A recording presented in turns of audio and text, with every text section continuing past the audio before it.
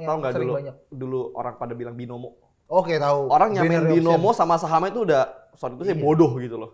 Hmm. Gue sekarang nggak ngelihat gue sebagai anak muda pinter, anak muda sukses. Gue melihat gue hanyalah anak muda yang lagi merintis sesuatu, di mana gue nggak pengen kelihatan pinter dan kelihatan sukses. Gue adalah orang yang mau belajar.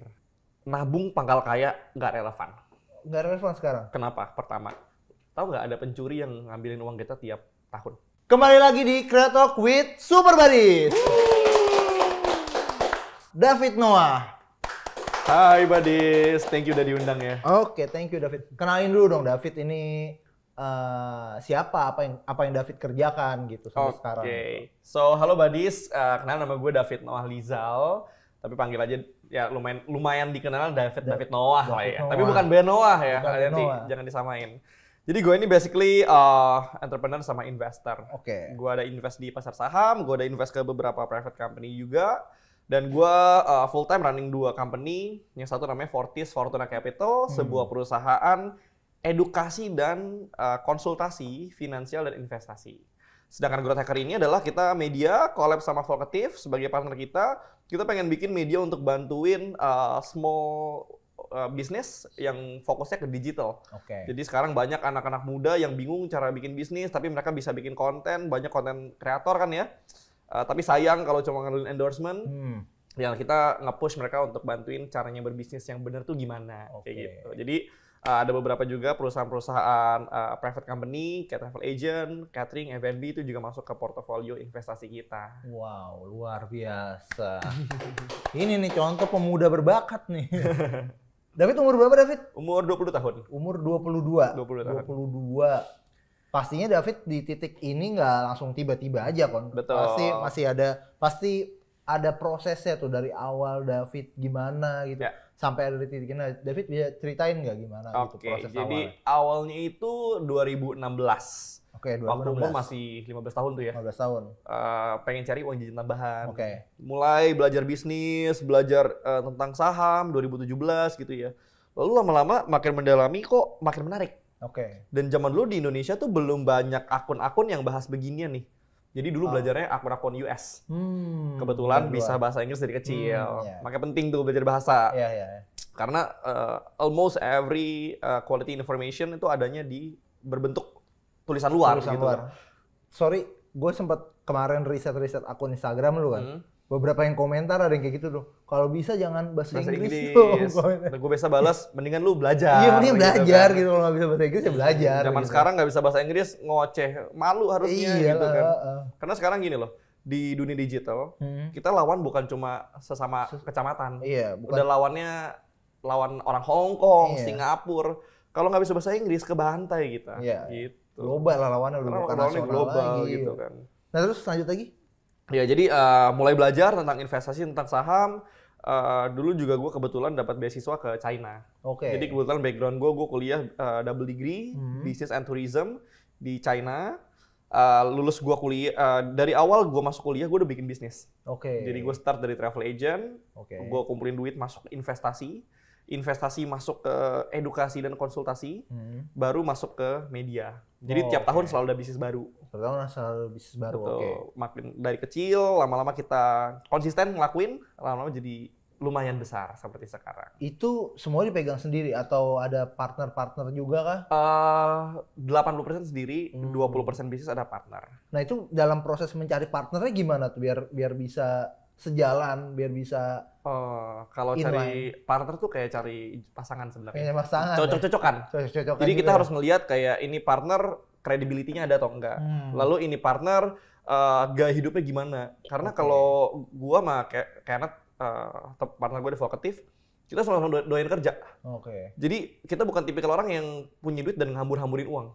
Kita punya duit tiap hari kita datang ke kantor, makannya nasi padang. Jadi punya duit juga tiap hari keluar duit dikit gitu loh. Keluar dikit ya, Karena iya. kerja gitu kan. Nah, harus cari yang lifestyle juga cocok sama kita. Nah, menarik, gue ngeliat-liat di konten Instagram lu ada istilah namanya deep work. Deep work. Biasanya kita tahunya cuma deep talk gitu Deep kan. talk, iya. Anak-anak muda taunya deep talk. Ini deep work loh. Gimana tuh? Coba jelasin David. Nah, kalau gue tuh lumayan suka sama hal productivity ya. Iya. Gue tuh orangnya efisien banget. Jadi gue punya banyak tim dan masing-masing tim gue juga harus efisien. Karena sekarang total valuasi semua perusahaan yang gue punya itu hampir $4 juta. Oke. Berarti di atas 50M. Iya, di atas 50M. Nah, nggak mungkin kita bisa bikin banyak perusahaan dengan masing-masing revenue-nya besar kalau kita cuma ngerjain hal-hal nggak penting. Jadi kalau gue punya tim di bagian operasional, kalau gue fokus ke bagian kreatif, strategic partnership, dan ningkatin sales. Gitu. Jadi gue tiap hari kerja sekitar 6-8 jam deep work.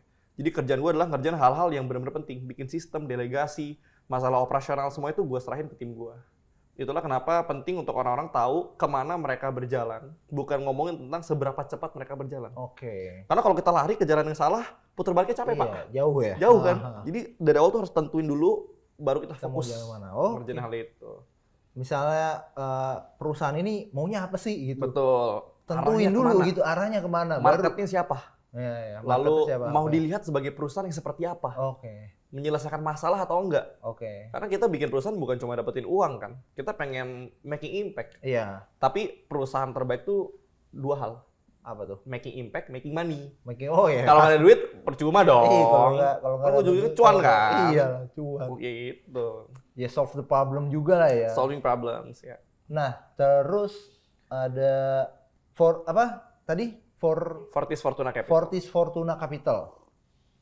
Itu tentang apa dan gimana tuh perjalanannya awal-awalnya? Oke, jadi Fortis tuh dibikin 2019. Dibikinnya baru ya?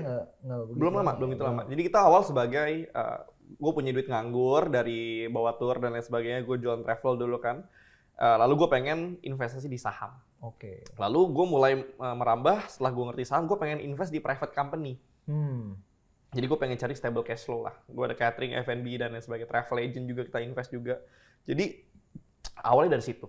Tapi semenjak COVID 2020, semua usaha kita terdampak. Jadi kita harus memutuskan untuk cari jalan keluarnya. Dan waktu itu jalan keluar yang gue kepikiran adalah digital business.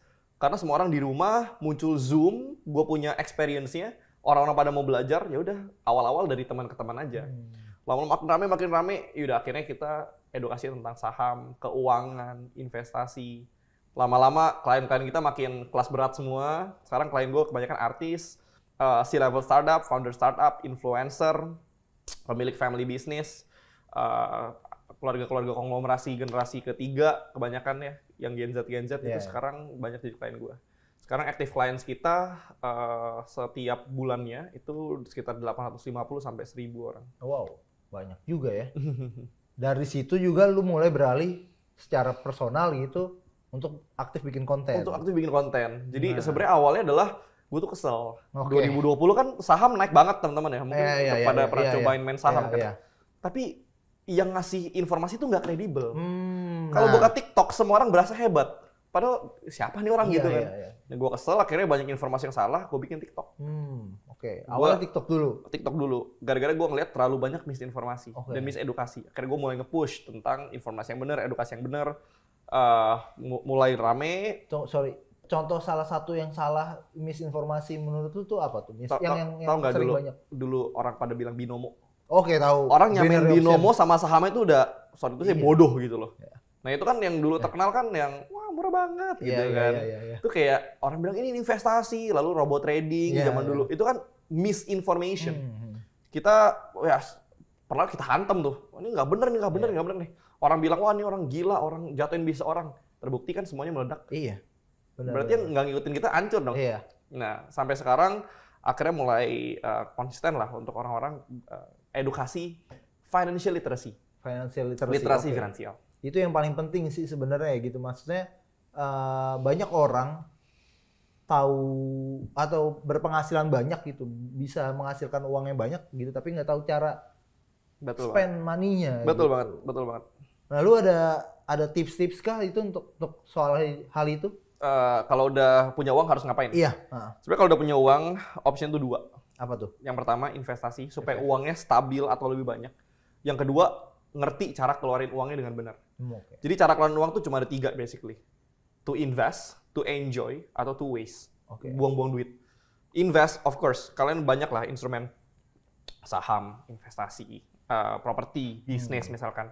Kalau to enjoy, sukanya apa? Kalau gue suka misalkan mobil, beli jam tangan, terus ada yang suka gadget, jalan-jalan, terserah pakai apapun. 20-30% duit kalian tiap bulan, yang penting kalian happy. Ya. Lalu kalau kalian nggak untuk investasi dan nggak enjoy, misalkan kalian diajak teman minum-minum misalkan, tapi kalian nggak suka, kalian cuma wasting money, buang-buang uang. Nah, kita harus menghindari waste money-nya ini. Dan masing-masing orang tuh punya hal-hal yang mereka suka banget untuk keluarin uang. Oke. Kalau lu dikasih pilihan dapat iPhone 14 Pro Max atau dikasih jalan-jalan ke Eropa, pilih mana? Jalan ke Eropa kayaknya. Nah, bisa jadi ada orang yang suka jalan-jalan pilihnya iPhone kan. Oke. Jadi nggak bisa ngikutin standarnya orang lain. Kalau lu punya duit, misalkan HP nggak ganti 5 tahun, tapi lu tiap tahun jalan-jalan, go ahead. Ya. Jadi the only way untuk spend money dengan bahagia adalah jangan pernah ikutin standar orang lain. Kayak Oke. gitu. Standar orang lain beda-beda ya soalnya. Beda-beda ya. soalnya, benar. Nah, terus sekarang ke Growth Hacker ID. Ya. Coba bisa jelasin Growth Hacker itu apa dan mulai bisnisnya dari kapan gitu. Oke, Growth Hacker sebenarnya kita baru mulai tahun ini.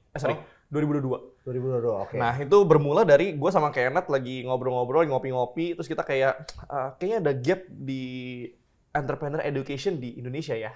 Kenapa entrepreneur di Indonesia tuh kalau nggak salah cuma baru 1% atau 2% dari total penduduk Indonesia. Oke. Jadi kita pengen push sampai 10%. Nah, untuk ke situ tuh masih banyak banget PR-nya. Salah satu terbesar di edukasi. Jadi kita melihat, oke, kita punya power, kita punya influence, kita harus pakai ke hal yang benar. Berarti ngajarin orang-orang untuk gimana cara kita bikin bisnis supaya ekonomi Indonesia juga meningkat. Iya. Kalau kita punya followers banyak, kita sekali bikin postingan bisa 3 juta, 4 juta orang yang lihat. Kalau kita jualin robot trading bisa nggak? Bisa aja. Cepet kaya gue. Iya. Gue tinggal beli Ferrari, gue pamer-pamerin gitu kan. Tapi kita malah pengennya nge-push supaya gimana Indonesia juga bisa berkembang dari apa yang kita bikin. Sekarang Growth Hacker ini sebenarnya bisnisnya kita ada bootcamp, kita ada workshop gitu, kita ada lagi bikin aplikasi, lalu kita juga ada community. Jadi kita isinya adalah entrepreneur muda, biasanya pada mulai merintis bisnis, mereka ada problem kita bantu solve. Lalu kita juga ada sebentar lagi kita akan jadi talent sourcing. Misalkan Bro Jeffrey punya apa ya perusahaan travel misalkan atau perusahaan fashion butuh video editor, kita bisa provide yang terkurasi. Butuh digital marketer, kita bisa provide. Jadi apapun butuh duit. Kebutuhannya. Butuh duit, kita bisa provide. Basically kita bantuin small business untuk level up. Oke, menarik. Oh, startup juga ya jadinya, maksudnya ya solving problem. Gue sempat juga baca-baca nih di Instagram lu gitu soal privilege atau enggak gitu. Lu merasa lu orang yang privilege nggak sih? Oke, gue disclaimer dulu. Keluarga gue dari keluarga sederhana. Jadi kalau privilege uang nggak ada. Nggak ada. Nih kalian yang bilang privilege, cek background checking gue terserah deh. Tapi kalau dalam hal privilege, karena gini loh, privilege gue adalah kasih sayang dan didikan. Dari orang tua. Dari orang tua. Dari kecil gue diperhatiin, lalu gue dikasih principles lah ya. Uang sih enggak. Tapi karena gue dikasihnya principles, gue jadi punya semangat juang.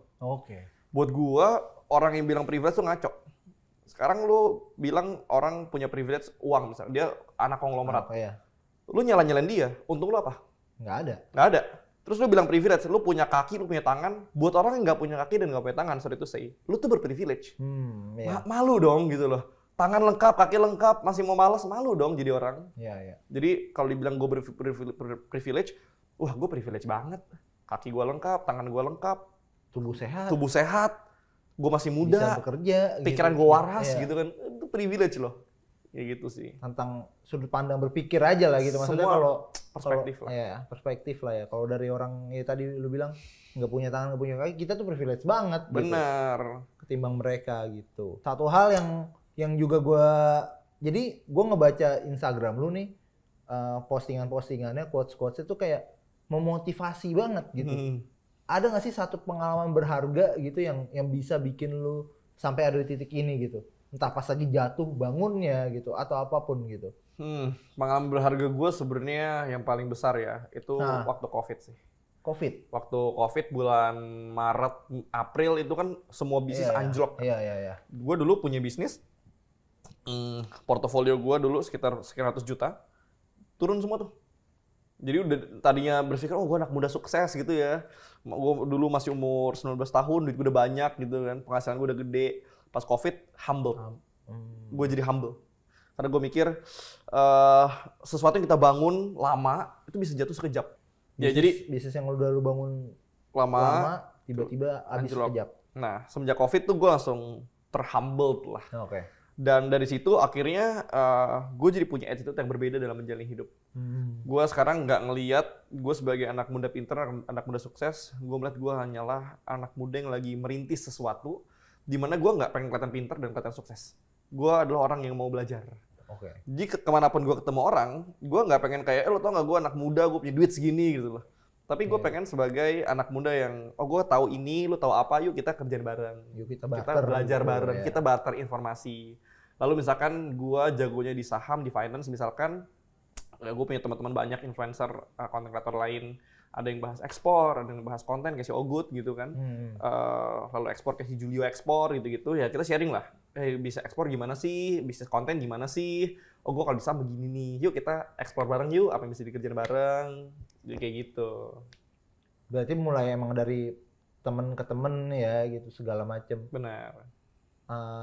Maksudnya pas dari turun gitu, apa yang lu lakukan tuh waktu pas lagi COVID gitu? Apa yang bisa bikin lu step up gitu jadi David yang berbeda gitu? Banyak nongkrong. Banyak nongkrong. Karena dengan lu banyak nongkrong, lu jadi membuka perspektif akan what's possible in this world. Dulu gue berpikir, oke, kalau punya bisnis, dulu gue pas masih SMP gue mikir, orang-orang kaya-kaya amat ya punya mobil bagus-bagus gitu kan. Ini mereka gimana cara belinya nih ya? Bisa apa mereka ya? Awalnya gue nggak kepikiran karena network gue tuh masih segitu-gitu aja. Tapi ketika gue merasa diri gue nggak hebat, gue mau belajar, akhirnya banyak orang yang mau ngajarin gue. Yang mau barter lah ya, sesama mau belajar lah ya. Orang-orang itu udah punya Ferrari, Lamborghini, mereka yang ngelihat mobil Mercy itu wah murah nih mah, kacang goreng gitu kayak gitu kan. Jadi kayak yang tadinya gue merasa hebat karena gue jadi mau belajar, itu justru ngebikin gue terbang. Gue belajar sama orang F&B misalkan, gue ngerti. Gue belajar sama orang agency, gue ngerti. Karena apa? Sesimpel mau belajar, sering nongkrong aja gitu lah. Berarti itu sama kaitannya dengan choose your own circle. Choose your own circle. Karena menurut gue, gini, manusia tuh adalah hasil dari 5 orang terdekat. Kalau lu deket sama orang parfum wangi kan? Kalau sama orang dagang kambing bau kambing. Jadi tergantung sama circle itu siapa. Kalau gue bukannya sombong. Kayak buat gue gini, gue kenal sama banyak banget orang dari banyak banget background. Gue karena orangnya cukup supel kan. Tapi masalah circle dan orang-orang terdekat gue itu gue seleksi banget. Bukan karena sombong, balik lagi karena hidup gue itu tergantung sama 5 orang ini. Gitu loh. Siapa partner gue gitu loh. Dan kalau lu bisa tunjuk satu orang gitu yang bener-bener banyak begitu membukakan jalan buat lu gitu, itu siapa? Wah, gue kalau satu orang nggak bisa. Nggak bisa. Karena hidup gue ini adalah serentetan daripada orang-orang baik. Jadi gini, privilege gue adalah selama hidup gue banyak kenal orang baik. Dan hampir semua circle gue di bisnis, di kehidupan pribadi, isi orang baik. Bukan orang yang kerja nusuk dari belakang, ngomongin lu, enggak. Jadi kita sesimpel support satu sama lain. Nggak banyak drama, nggak banyak apapun gitu. Nggak ada. Tapi lu orangnya suka minum gitu? Apa enggak? Apa bener-bener clean aja? Maksudnya kalau nongkrong-nongkrong gitu? Oh minum. Maksudnya gini, gue punya bisnis bukan berarti gue nerd. Jadi social life gue juga jalan. Maksudnya gue juga punya pacar, terus ya gue seminggu sekali minum gitu kan. Kan weekend, weekdays kita kerja. Jadi work hard, play hard dong. Work hard, play hard. Ya kalau misalkan ada teman gue udah bikin party ya kita datang gitu loh. Jadi pebisnis tuh nggak harus yang sosokan suci gitu loh. Karena nggak ada hubungannya. Justru gue kenal banyak orang dari minum.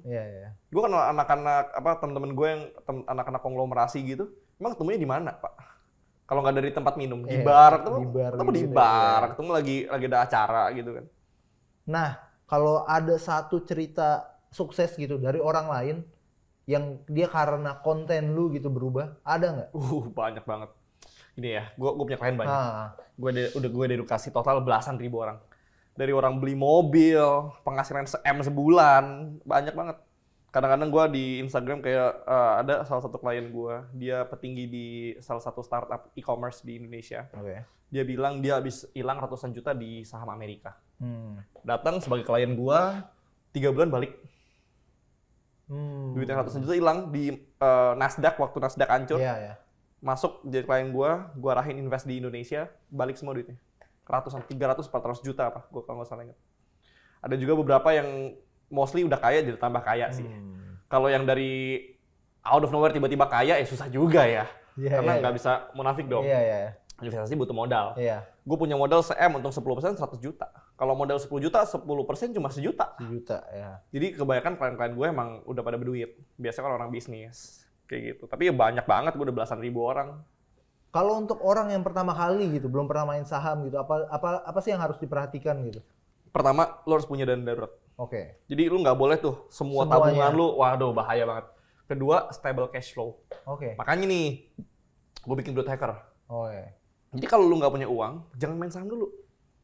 Belajar bikin bisnis. Oke. Dari bisnis udah punya uang. Lama-lama kan lu bingung ya, duitnya mau gue apain lagi?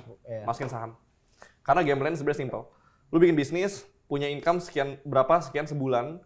Kan kalau kita punya bisnis digital gitu ya, kita reinvest susah kan. Lama-lama bingung. Tim udah makin banyak, semua udah marketing udah semua gitu kan. Ya udah, lu harus ngelipat gandain lewat saham. Lewat investasi. Investasi ya. Ya. Jadi itu game plan-nya kita. Itu udah gue pakai ke ribuan orang dan works. Makanya kita push terus. Nah, channel investasi apa gitu? Yang lu rekomendasiin? Kalau gue paling suka saham. Saham. Terutama untuk anak-anak muda. Kenapa yang pertama? Anak muda tuh nothing tulus. Kalau lu masih muda, lu nggak punya duit, lu takut kehilangan duit apa orang lu nggak punya? Iya. Lu takut kehilangan yang lu nggak punya. Iya. The only way untuk lu pergi adalah ke atas. Iya. Saham tuh high risk, high return. Tapi kalau lu paham, bisa jadi low risk, high return. Tergantung lu paham atau enggak. Tergantung sama seberapa bagus informasi lu, pengetahuan lu, experience, dan network. Siapa orang yang lu kenal gitu kan. Kalau orang-orang yang kenal gua, tenang-tenang aja hidupnya. Mereka tinggal ngikut gue beli apa gitu kan. Tapi misalkan kalau di saham gitu, itu harus perhatiin banget sih. Karena nggak semua orang bisa survive. Karena menurut statistik 90% orang tuh kehilangan uang. Jadi lu emang harus belajar dari para praktisi yang emang udah bertahan lama di pasar saham kayak gitu. Jadi gue selalu edukasi tentang saham. Ya kemarin kan sempat ada tuh binary option gitu-gitu, terus ada crypto NFT gitu-gitu, lu main juga nggak?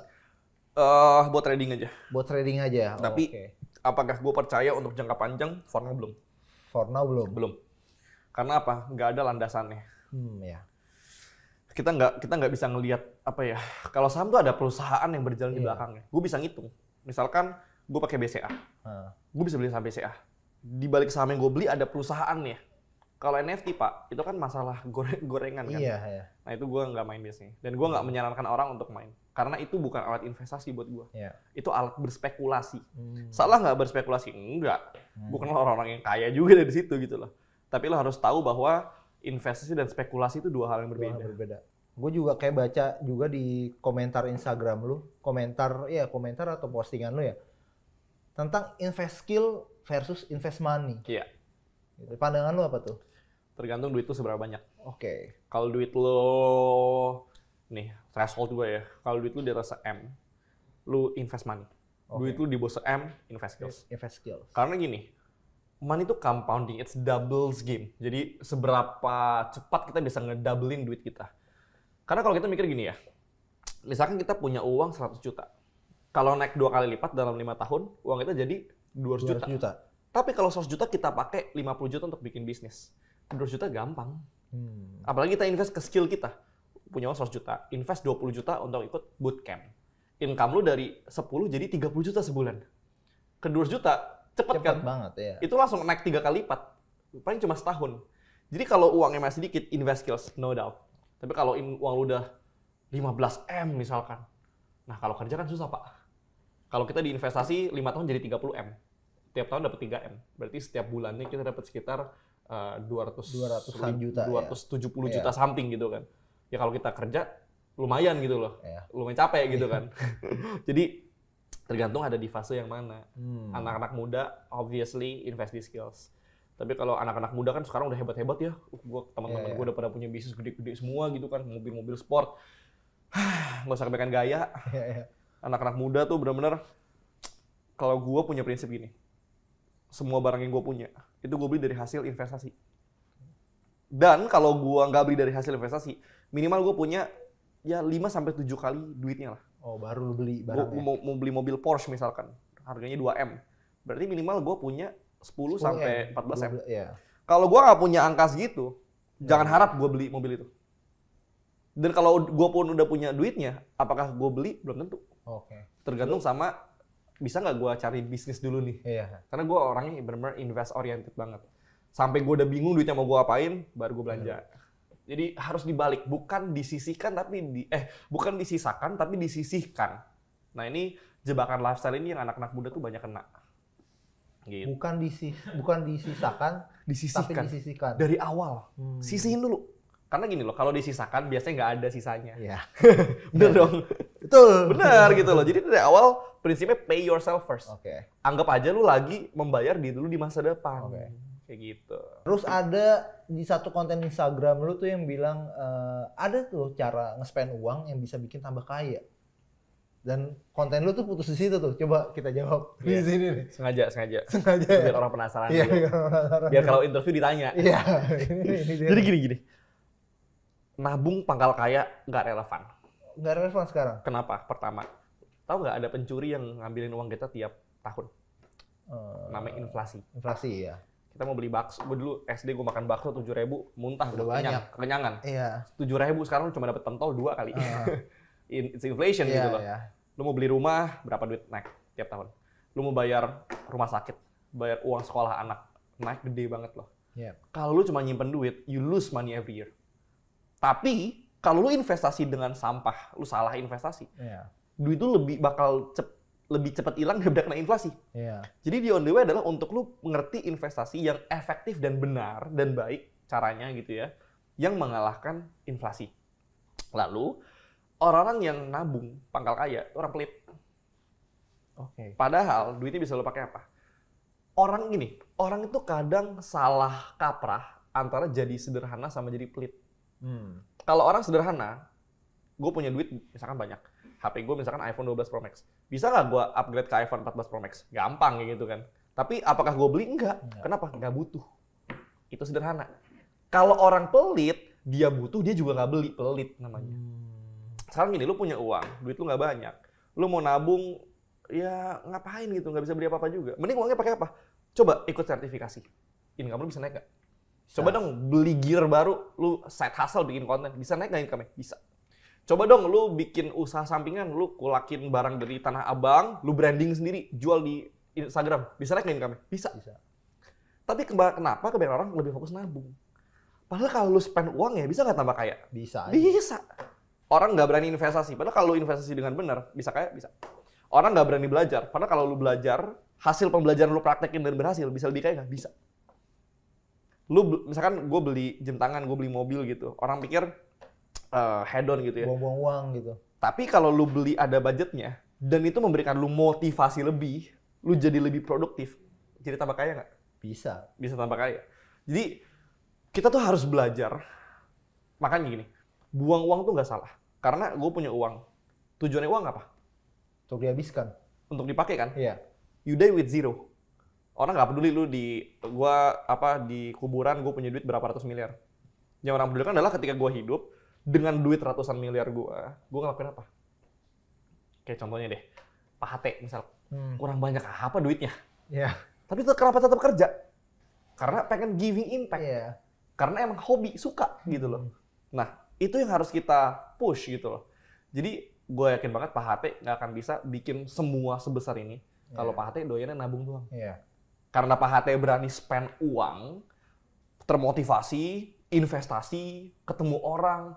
Gue tuh gini ya, gue tuh paling hobi traktir orang, Pak. Kenapa? Tiap orang yang ketemu gue, lu tanya orang yang ketemu gue, nggak ada yang gue bolehin bayar. Lu kalau ketemu gue traktir lu. Kenapa? Gue hobi gitu loh. Karena gue suka. Nah, ketika gue traktir orang, gue berharap apa-apa? Nggak berharap apa-apa. Tapi itu jadi kebiasaan memberi kan. Semakin sering gue memberi, orang-orang tuh jadi ingetnya David terus. Gue punya project A, kasih ke David deh. Oke. Gue lagi bikin B, ajakin David deh. Padahal gue nggak ngapain, gue cuma bayarin makan gitu loh. Tapi karena gue orientasi adalah memberi, spend lebih, jadi tambah kaya nggak? Jadi nggak semua hal itu harus make sense di hitungan. Kayak gue ngasih ke orang tua gue kasih mobil ke nyokap gue. Di laporan keuangan personal gue hilang 300 juta. Tapi di hitungan langit, Iya. nggak ada yang tahu gitu loh. Iya. Dan menurut gue hidup tuh full circle. Ketika lo berbuat baik, orang lain berbuat baik, muter terus Sampai akhirnya balik lagi ke lu. Bisa jadi pas lu ngasih si A tuh nggak bales lu. Tapi si A berbuat baik ke B ke C, ke semua muter, ujung-ujungnya ke lu lu lagi. Makanya jangan pelit-pelit jadi orang. Gitu. Jangan pelit-pelit, oke? Contoh lagi ya, Oke. simpel ya. Gue beli iPhone, Ah. gue bisa pakai, gue ganti HP iPhone biasanya 3-4 tahun sekali. Kenapa? Tahan banting, Pak. Iya. Nge-lag, nggak pernah nge-lag. Gue kamera bagus, bisa bikin konten dan sebagainya. Coba gue ngirim beli pakai Android dong gitu. Nggak berkembang-kembang hidupnya. Tapi karena gue berani spend, prinsip gue gini, barang gue tuh nggak banyak. Gue sepatu nggak koleksi berlemari-lemari. Jam tangan gue juga nggak se-hedon orang-orang lain lah. Iya. Tapi semua barang yang gue punya pasti berkualitas. Kenapa? Bukan buat gaya-gayaan. Sekarang kalau lihat card holder gue bukan card holder Gucci, ini card holder polos. Oke. Gue dapat dari perusahaan sekualitas. Tapi ya orang mana paham ini card holder berapa duit? Tebak harga berapa? 30.000, 50.000. Berapa? Orang yang bisa pakai ini itu minimal portofolio 3 miliar di sekuritas itu. Jadi harga card holder 3 miliar. Oke. Orang beli Gucci 4 juta, 5 juta, duit receh kayak gitu kan. Tapi orang itu nggak tahu. Oke. Nah makanya gue tuh kurang suka beli barang-barang yang branded, Yang branded mentereng banget, gitu. ya. Gue nggak suka. Tapi gue walaupun nggak ada mereknya, bagus bisa tahan 4 tahun, 5 tahun. Kayak gitu. Satu lagi. Lu bilang apa? Right German, Oh, Wear Swiss. Swiss, ya. Kenapa tuh? Kualitas. Kualitas. Gue naik gini. Gue dari dulu masuk ke mobil Mercy. Oke. Gue beli Mercy bukan buat gaya-gaya. Gue udah pakai Mercy udah setahun setengah. Gue ganti mobil lain enggak. Kenapa? Gue suka banget, nyaman. Karena gue orangnya sering meeting kan. Pergi meeting, gue suka macet di jalan. Bawa sendiri itu mobil? Bawa sendiri, Oke. nggak ada supir kan. Ya. Nah, kenyamanan itu penting. Karena dari tempat duduknya, lalu ergonomis, nggak panas, lalu dari kontrol setirnya itu enak. Adem gitu kan, semua nyaman lah pokoknya. Terus kalau kenapa jam tangan gue suka pakai barang-barang Swiss, tahan lama. Gue pakai jam ini bisa 20 tahun, 30 tahun. Gue pakai Rolex misalkan bisa gue warisin ke anak gue. Daripada gue belinya Casio atau Seiko misalkan. Ya. Berapa tahun sekali rusak Iya, iya. gitu kan. Terus nggak ada economic value-nya.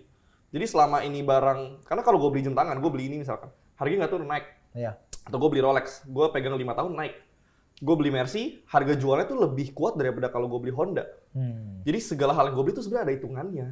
Kenyamanan, lalu gue kan konsultan kan, gue banyak ketemu klien-klien yang duitnya ratusan miliar gitu.